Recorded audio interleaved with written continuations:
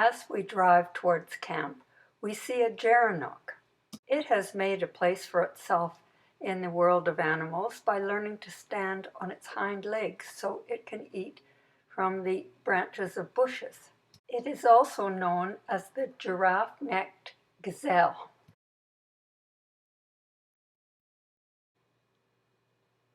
Yikes! That's the camp up there.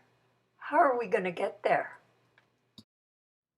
Well, we get there by seemingly drive right up a cliff.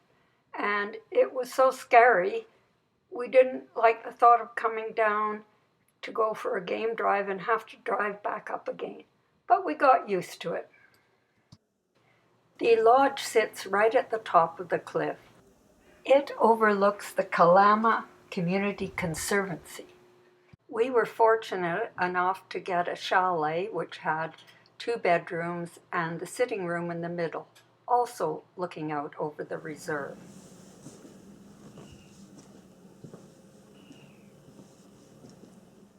Down the hill from the main lodge, the swimming pool sits neatly tucked into the cliff.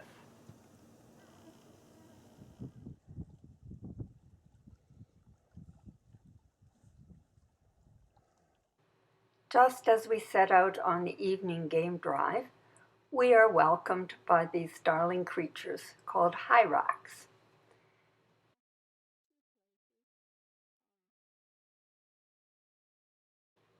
Next, we make our way back down the treacherous cliff and stop near the waterhole. This waterhole has been provided by the lodge so that the game on the reserve have a place to get water and don't have to leave. Nearby are some guinea fowl. We have seen guinea fowl often, but never this particular species.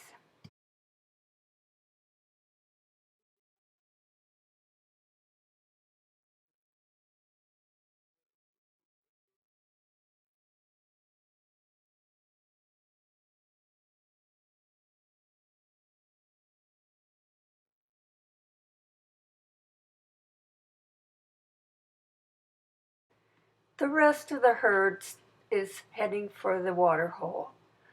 That's not mist you see in the air, it's dust. There has been a 3-year drought in Kenya and the adjoining nations further north. Oh, who are you? I smell you.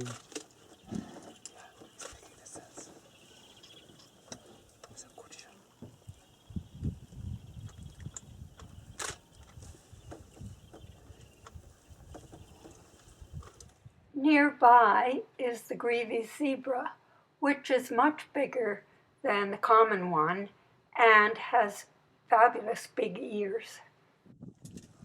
It's coming, yeah. No tonic No tonic, she's just vodka. and ice Vodka and ice. With the ice? and lemon. Vodka, ice, and lemon.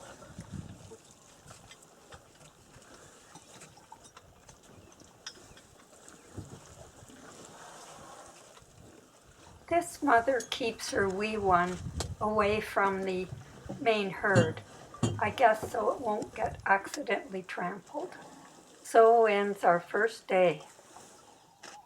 Early the next morning, we set out for the southern part of the Samburu National Reserve. Dik-diks are exquisite. They only are about 14 to 20 inches high and weigh no more than 16 pounds. Many of them live right in camp, but they're always a delight to see.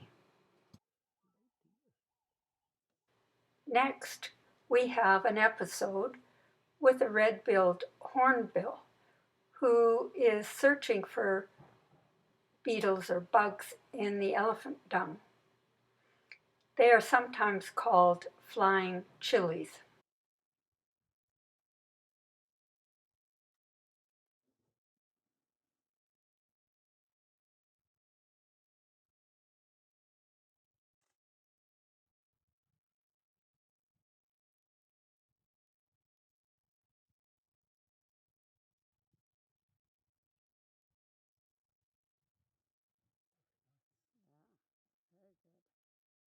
We come across a Gerunuk fawn who has been hidden, not very well, by its mother while she goes out to hunt.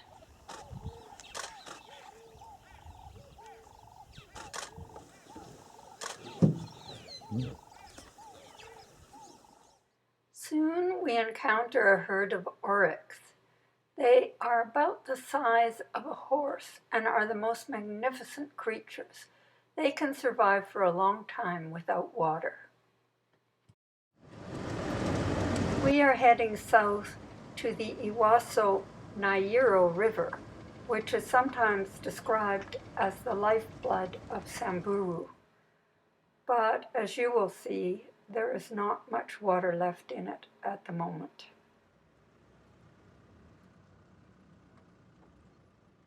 Our guide, Senior, has been driving us all this time, and he also is setting up for lunch by the river.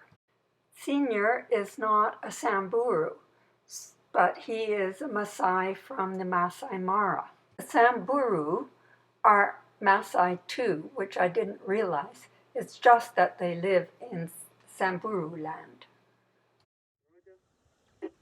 Here's the Grevy's zebra again. We've seen waterbuck before, but not this species. In the background is one of the camps on the river. Although they look very sweet, these falcons prey on the weavers. We have been told that there is a cheetah in the area, and we find her with her 3 nearly full-grown cubs.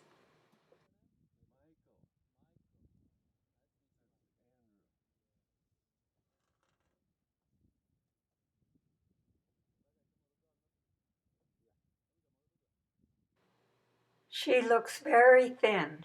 They haven't had a successful hunt for some days.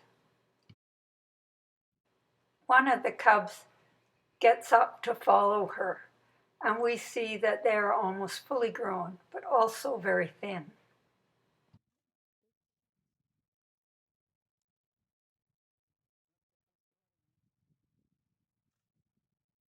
It's the heat of the day, so we start heading back to camp for our afternoon siesta.